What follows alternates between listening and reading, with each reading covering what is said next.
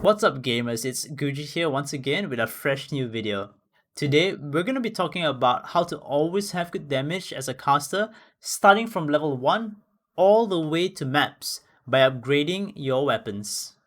Before we begin, I would like to thank all of you guys for the massive support in my previous videos with the likes, comments and subscriptions, as well as on Twitch with the donations and subscriptions. We recently got partnered on Twitch and it's all thanks to you guys. Now let us begin. The very first thing you can do from level 1, if you get lucky with getting links on other pieces of gear, is that you can check Nessa for wands with flat damage to spells. This also makes it easier for you to do the next thing that I will talk about, which requires a wand of magic rarity. Once you hit level 8, you can now do this amazing vendor recipe to get a nice damage boost. Vendoring a wand of magic rarity, an alteration, and a resistance rings of normal rarity will give you a wand with flat damage matching the type of resistance you vended. If you do not have a resistance ring and are unable to buy one off the vendor, you can utilize this vendor recipe to get one real quick. Vendoring an iron ring and a skill gem will give you a resistance ring, with dexterity gems giving you a topaz, intelligence giving you a sapphire, and strength giving you a ruby. Let's pull up a side-by-side comparison of the Brutus fight real quick, with the left video being the fight without a crafted wand, and the right video being the fight with a crafted wand. As you can see, the flat added damage to spells from the wand craft is not insignificant, despite me having added lightning linked with Stormblast Mine.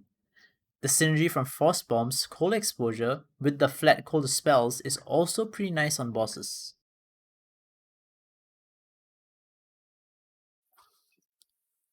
Moving on to the Merveil fight, you start seeing a greater difference in the damage between having done the craft and not having done the craft.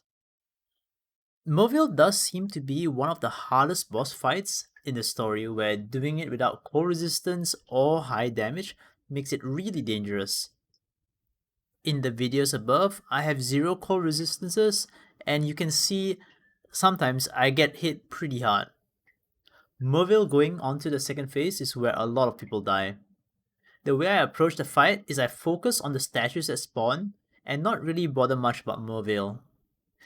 Another good tip is to try and optimize damage uptime by flame dashing over her whenever you have to flame dash for some passive burning ground damage over time. If you are on hardcore, I would highly recommend getting at least 1 sapphire ring for this boss fight and maybe a coral ring to increases your chance of survival.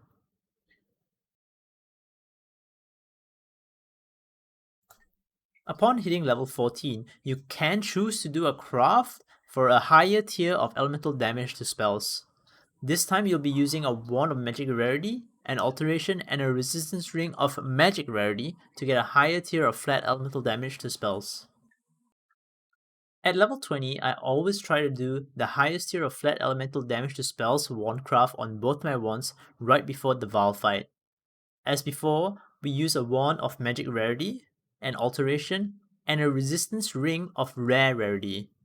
You want to do essences to be able to essence a ring, or just use an alchemy. Once again, I'll show you guys a side-by-side of the Vaal fight with and without the double wand craft. The Vaal fight is a rather unpredictable fight, where sometimes he might do nothing and fall over, but sometimes he lasers you 9 times in a row or just does the rock fall thingy non-stop. I always try to do at least 1 level 20 wand craft before I do Vaal. Speed is safety when it comes to this boss fight, and the wand crafts give you that. I'll include some crafting bench options as they might come in useful if you get a really good rare with spell damage and an open prefix for flat elementage damage to spells craft. You get the fire craft from Crematorium at Tolman, the coal craft from Solaris Temple level 2 in the side area beside Diala, and the lightning craft from Lunaris level 2 in the Piety boss room. I've included the flat elemental damage to attacks mods in the right hand side of the screen, as these modifiers also affect spellslinger, which is looking pretty good for a Harvest League. Once you head into part 2, you definitely want to pick up these rank 2 crafts. These crafts are almost strong enough to get you through to maps by themselves if you're playing a strong enough build. You get the lightning damage craft from Chamber of Sins level 1 near the waypoint, the fire damage craft somewhere in Dread Thicket, and lastly, the cold damage craft right at the waypoint of Causeway. Here's where you want to get essences that give you flat elemental damage to spells, spell damage, or minion damage if you have spiritual aid, and use it on a weapon. If the resulting item has an open prefix, you can then craft flat elemental damage to spells or percent damage. This might be even stronger in Harvest League with seeds allowing you to augment items with specific modifiers. If you get really lucky, like I did here, you might end up with a wand that would carry you deep into maps. That's gonna be the end of the video. Thank you so much for watching. Do remember to leave a comment if this has helped you. Don't forget to like, subscribe, and click the bell icon if you have enjoyed what you've watched and want to see more. I also stream at Twitch at twitch.tv/GucciPradas.